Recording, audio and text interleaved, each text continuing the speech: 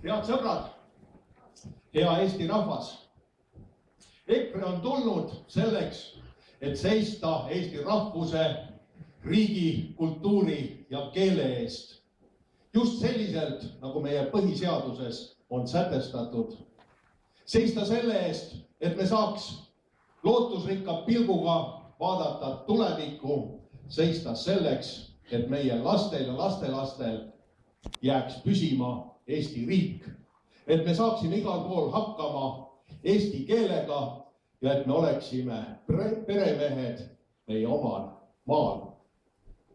Reformierakonna valitsus on ajanud meid sügavasse ja enneolematusse liitkriisi. Meil on julgeolekukriis, meil on energiakriis, meil on toimetulekukriis. Ükskõik, mis kriis, neid võib lõpmatuseni üles lugeda. Meie rahvas vaesub selle asemel, et olla 5 kõige rikkama riigi seas, nagu meile lubati. Oleme me 5 kõige vaesema Euroopa riigi seas. Ja vähe sellest, me oleme 5 kõige kiiremini vaesuva riigi seas, kus hinnatõus ja inflatsioon on kõige suurem.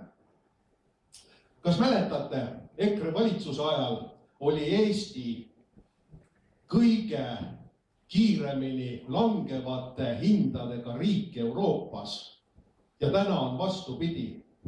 Meie kõikide säästud, palgad, pensionid, kõik on vähenenud vähemalt 30%.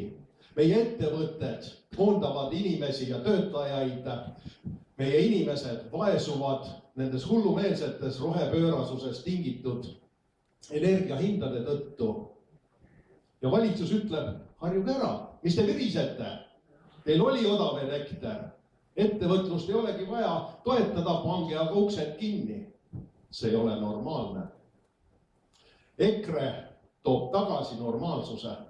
EKRE teeb, et meie majandus kosub, et meie inimesed enam ei vaesuks, et meil oleks tööd, me saaksime hakkama.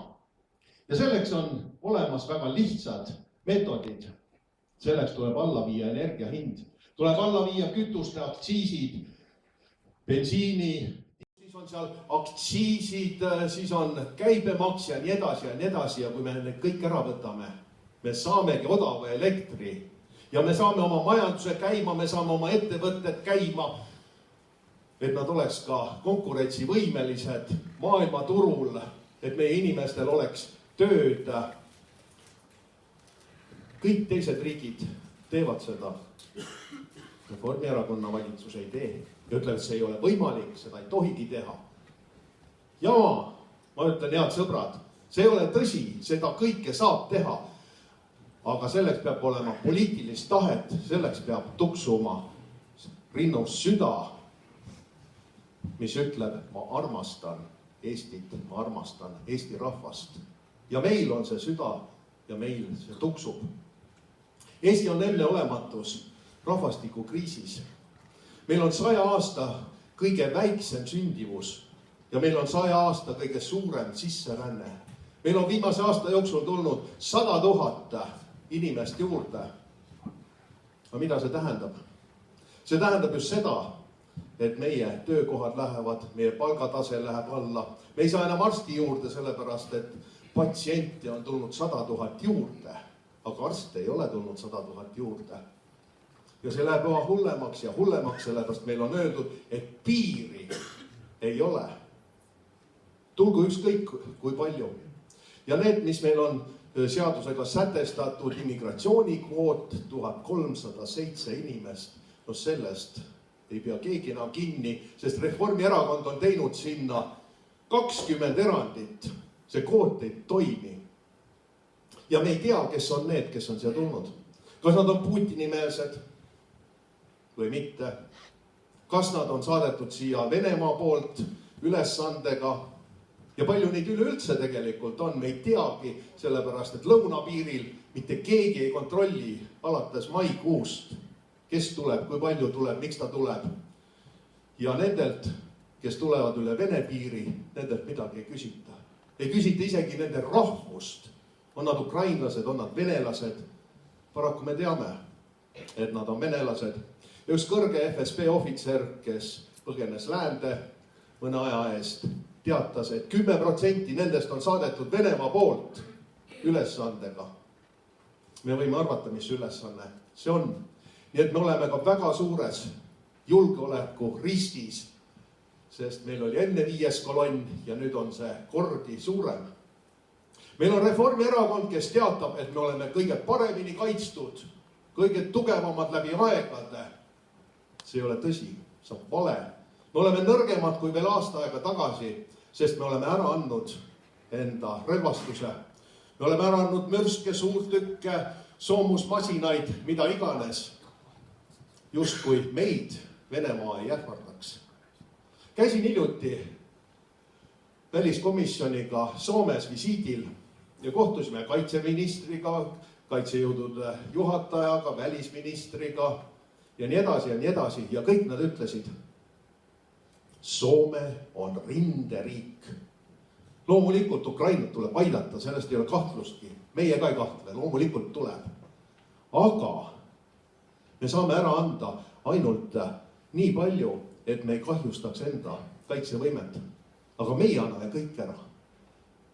Justkui meie ei oleks meil ei oleks vaja kaitset, justkui me ei oleks rinderiik. Ja siis aetakse meile udu, et me oleme kõik hanked korraldanud, me saame seda, teist, kolmandat, andsime suurtükid ära, aga nüüd tulid meil need K9, ise liikuvad suurtükid, suurepärane. Aga kui meil enne oli 4 pataljoni jagu suurtükke, siis nüüd on 1. Ja need K9 kõik käivad moderniseerimisest läbi, nii et nad on alles aasta lõpuks valmis. Ja mürsud ja uued K9 ja mida me kõike tellinud oleme, need tulevad alles aastate pärast. Kas ikka venelane ootab nii kaua, et me saame jälle tugevaks? Ma väga kahtlen, sest kõik julgeolekustsenaariumid tegelikult räägivad ühte keelt. Vahet ei ole. Kas venelane võidab sõja Ukrainas või ta ei võida? Kallale võib ta tulla meil ikka. See ei juhtu homme, see ei juhtu ülehomme, aga tõenäoliselt juhtub see enne, kui me midagi suudame ette võtta, et enda kaitsevõime jälle üles töötada. Ja kui meile räägitakse, et meil on üle miljardi kaitse-eelarves, siis tegelikult, palju meil tegelikult on? 1/3 läheb selle korvamiseks, mis me oleme ära andnud. 1/3 läheb selle hullumeelse inflatsiooni ja hinnatõusu arvelt maha. Ja alles jääb 1/3, mis on pool sellest, mis meil oli enne kaitse-eelarve. EKRE teab, kuidas riiki kaitsta. Meil olid need plaanid olemas juba eelmiste valimiste ajal, aga Reformierakond ja teised olnud erakonnad lihtsalt ei kuulanud meid. Täna on hakatud liigutama. Me oleme suutnud vähemalt nii palju silmi avada, et midagi tehakse. Aga tehti ka 39. aastal enne teist maailmasõda, aga siis jäi hiljaks. Kõik lennukid, suurtükid, asjad, mis me tellisime, nad ei jõudnud kohale või läksid otseselt Punaarmeele. Me ei saa lasta sihukesel asjal sündida. Me peame seisma selle eest, et me oleme tugevad, et me suudame kaitsta oma riiki. Me peame seisma selle eest, et meil sünniks lapsi, selleks on EKRE-l väga põhjalikud plaanid. Me peame seisma selle eest, et meie majandus kosuks, et meie pensionärid, et meie inimesed tuleks toime ja et me jääksime peremeesteks meie omal maal. Ja kõike seda teeb ainult EKRE, sest teised kas valetavad või lihtsalt